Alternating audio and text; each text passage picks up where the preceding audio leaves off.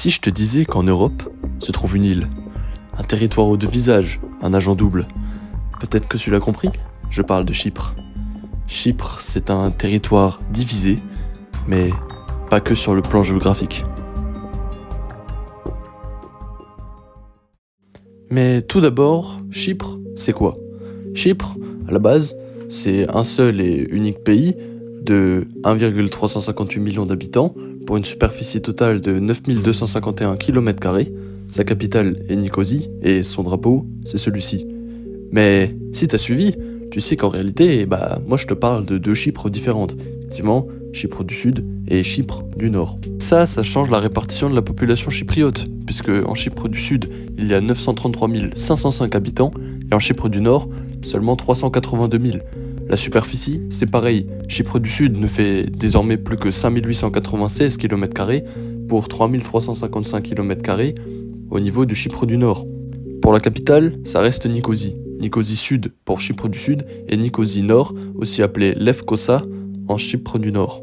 Les diversités continuent de s'accumuler puisqu'ils parlent une langue différente, le grec pour le Sud, le turc pour le Nord, possèdent une monnaie différente, l'euro pour le Sud, le livre turc pour le Nord, et ont même une religion différente, l'orthodoxie grecque pour le Sud et l'islam sunnite pour le Nord. D'ailleurs, si tu as prêté attention à la miniature de cette vidéo et aussi au fond actuel, tu as remarqué que les drapeaux des deux territoires sont différents. Le drapeau de Chypre, c'est celui-ci, qui représente d'abord l'île de Chypre, mais aussi en jaune à cause de l'exploitation du cuivre. D'ailleurs, le mot cuivre tire son nom du mot grec kupros. Le laurier, quant à lui, représente la paix entre les Grecs et les Turcs, bien que cette paix est quelque peu perturbée. Le drapeau de Chypre du Nord, lui, reprend les symboles de la Turquie avec le croissant et l'étoile, mais reprend aussi un des symboles de Chypre avec le fond blanc, et les deux bandes, en haut et en bas, représentent les deux États, Chypre et la Turquie.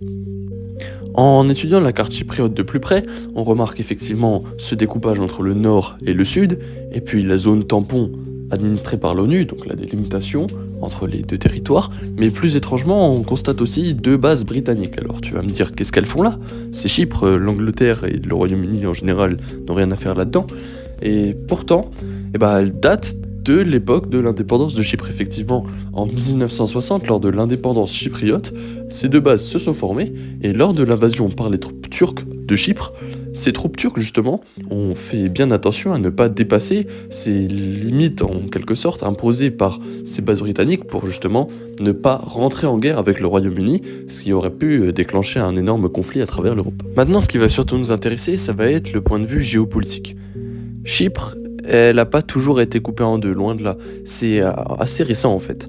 Elle a été coupée en deux en 1974 lors d'un coup d'état grec où justement cette population grecque voulait rattacher Chypre à la Grèce. Mais la Turquie ne l'a vraiment pas bien pris et a décidé d'intervenir pour protéger les Chypriotes turcs. Résultat, 36% de l'île est occupée, pas moins de 20 000 Chypriotes grecs fuient vers le sud et Chypre est désormais séparée en deux par la ligne verte contrôlée par l'ONU. Et au final, au cours du temps, ce rapport de force s'est inversé et c'est maintenant les Chypriotes grecs qui essayent d'éviter l'annexion turque, alors que en 1974, c'était l'inverse. Le truc, c'est qu'actuellement, même si Chypre du Nord réussissait à être indépendant, ce serait très compliqué pour eux de s'en sortir en tant que vrai pays. On va faire une comparaison simple entre le Sud et le Nord. Vous allez comprendre.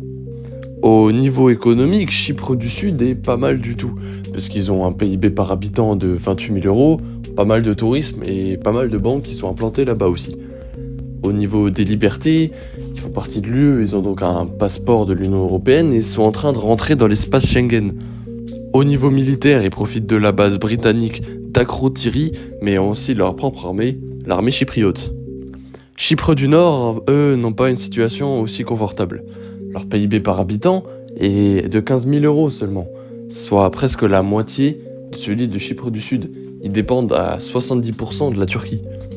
Au niveau des libertés, c'est très restreint aussi. Isolement aérien et maritime, les seuls vols directs, c'est depuis la Turquie. Au niveau militaire, il s'en sort assez bien puisque 30 000 soldats turcs sont là de manière permanente pour assurer la sécurité sur le territoire. Le problème, c'est que ce genre de conditions, c'est pas forcément facile à vivre et pas mal de jeunes fuient justement cette partie du pays, ce territoire, pour aller s'exiler dans d'autres pays où justement c'est plus facile de se développer et de, entre guillemets, se créer un avenir pour les jeunes. Mais le seul problème, ce serait pas le fait que Chypre du Nord devienne indépendant, malgré eux les grosses difficultés qu'ils pourraient avoir. C'est aussi que Chypre, il bloque un peu tout et pas qu'au niveau européen. Au niveau européen, Chypre bloque l'adhésion de la Turquie. Bien sûr, ce n'est pas le seul facteur, mais tant que Chypre du Nord sera occupée, la Turquie ne peut pas espérer rentrer dans l'Union européenne. Au sein de l'OTAN, comme la Grèce et la Turquie sont tous les deux membres, mais se font face à Chypre, il y a un risque de guerre entre alliés, ce qui pourrait causer de gros problèmes. Il y a également des gisements de gaz qui ont été découverts dans l'est de la Méditerranée, d'ailleurs j'en avais déjà parlé dans l'épisode sur la Grèce, que vous pouvez aller voir si vous ne l'avez pas encore vu. Effectivement, Chypre du Sud a signé avec l'Israël et l'Égypte, mais le Nord réclame aussi sa part. Et pour l'ONU, c'est pas vraiment un problème, mais plutôt une constatation désastreuse, puisqu'au final, au bout de 52 ans de négociations, rien n'a bougé, la ligne verte est toujours en place. Pour résumer un petit peu cet épisode assez chargé, ce qu'il faut retenir de Chypre, c'est qu'elle est coupée en deux depuis 1974 par une ligne verte de 180 km dirigée par l'ONU. La capitale est coupée en deux, en haut les Turcs, au sud les Grecs, et même au bout de 52 ans de négociations, une amélioration n'est pas vraiment en vue. Je te donne encore les quelques fun facts pour finir cette vidéo, et oui, on ne déroge pas à la règle, même sur les formats longs. Chypre est aussi une île d'histoire, puisqu'elle serait le berceau d'Aphrodite, oui, la déesse grecque effectivement, mais on retrouve également des vestiges d'anciens temples et même des restes du néolithique. Chypre est aussi la seule terre, outre l'Angleterre, à avoir connu un mariage de la famille royale. Oui, c'était entre Bérengère de Navarre et Richard Cœur de Lion, en 1191. Pour finir, Chypre est aussi appelée l'île aux chats à cause de la grande quantité de chats qui habitent dessus. D'après la légende, ce serait Sainte Hélène, la mère de l'empereur Constantin, qui aurait fait venir des chats pour contrer une invasion de serpents sur l'île. Si vous avez aimé et appris des choses grâce à cette vidéo, n'hésitez pas à liker et à vous abonner. N'hésitez pas non plus à me dire si vous aimez ce genre de format un peu plus long et plus détaillé. Pour le prochain épisode, on partira à l'autre bout du globe, puisqu'on ira faire un tour dans les Caraïbes.